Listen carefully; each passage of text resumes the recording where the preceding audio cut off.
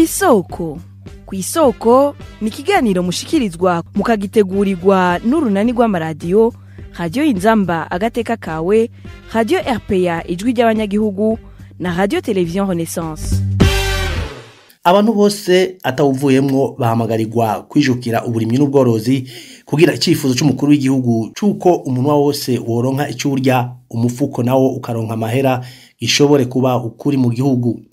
Ako kamo katewe inyuma y'umubonano wahuje ku munsi wa gatatu umukuru w'igihugu Evariste Ndayishimiye n'ababura amatari bo mu gihugu cose. Izo ngingo zoba zikwiye kugira hagire igihinduka ku mwimbu w'igihugu. Abakurikirana ibijanye n'ubutunzi batanga intererano izihe? Inyishu ni muri kino kiganiro kw'isoko mukagishikirizwa nanje Edi Claude Linazwe. Kaze. Ukabutegeka canke witwinongozi ushaka karorero kezitereka natwe twagushima. Kubw'umuvugizi w'umukuru w'igihugu Rosine Guirene Gatoni, abitavye uwo mubonano baremeranije ko icifuzo c'umukuru w'igihugu kitariko kiraja mu ngiro. Hafi imyaka 3 iheze abishikirije. Kubwa Rosine Guirene Gatoni, umukuru w'igihugu ahamagira abarundi bose kurima bakanorora kugira bagwize umwimbu. Intumbero yo nama yariyo kurabira hamwe agahaze gatuma uno munsi tutarashika kuri ryahangiro yuko umunwa wose uronka ico ufungura, umufuko wose nawo karanka amafaranga. Kurabira hamwe kwisuzuma kugira ngo babone aho kongwegwa inguvu canke aho baragahaze naho bakagorora. Inyuma yo kuganahana ivyiyumviro hafashe ingendo shasha yuko umurundi wese ashobora ategerezwa kugira umugambi w'uburimyi, na cane cane abakozi ba leta aho bahamagariwe yuko umwe wese afise umugambi arangura w'uburimyi n'ubworozi.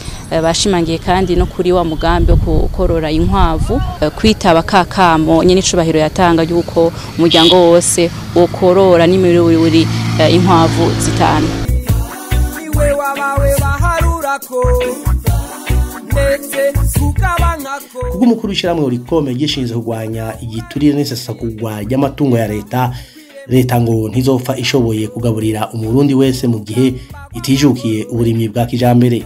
Gabriel Rufyira aributsa ko cifuzo cyose kidashizwe mu nyandiko ngo cigwe nk'umugambi kiguma kimeze nk'indoto. Ni vyiza yuko umuntu wese ashobora kugwiza umwimbu, mugabo nta gihugu na kimwe kw'isi abantu bose arabarimyi. Mugabo hariho ibintu ngombwa bigomba kugira ngo tugire igisata c'uburimyi kibe bimwe twita le secteur porteur de croissance. Ubwa mbere kugira ngo ivyo bishoboke nuko tugomba kurondera amatongo manini. Ivyo rero kugira ngo bishoboke nuko leta ubwa mbere igomba gufata ingingo yuko bagabanya imvyaro, hakaba itegeko ry'uko mu Burundi ata muntu arenza abana 2 canke 3. Hanyuma ikindi abantu bashira mu bigwati kugira ngo bashobore gushiraho isi barimamwo. Hanyuma kandi bagomba gushiraho uburyo bushasha bwo kubaka bakaduza hejuru iki twita construction à hauteur kugira ngo abantu bubake baduga. Nuko leta irondera ifumbire ikoreshwa ikaraba ko ari ifumbire itica isi, ari ifumbire ituma habwira umwimbu, ifumbire y'akamaro. Ko amafumbire menshi azana amafumbire mabi kenshi na kenshi, simvuze ngo ayahari ubu ni mabi, mugabo birikekwa ko aya mafumbire ashobora kutagira isi neza kubera ataba yapimwe bikwiye. Hanyuma nuko hamaze kuboneka imbuto zirobanuye, hakaboneka ifumbire nziza, hagomba kuca haboneka bamwe twita ba moniteur agricole bafasha abarimyi kurima kijambere.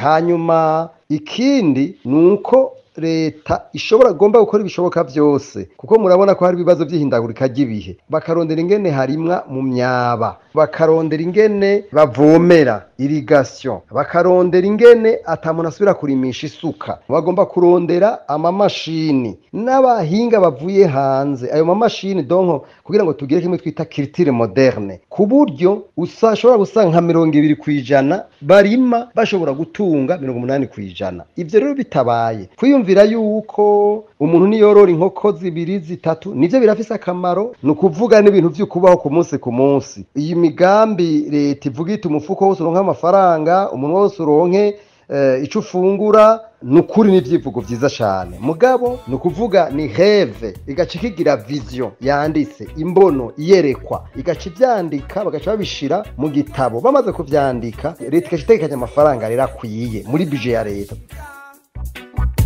hagiye imbere indongozi atarizo abanyagihugu barahenebera ni kenshi cane ivyo vyamabishika.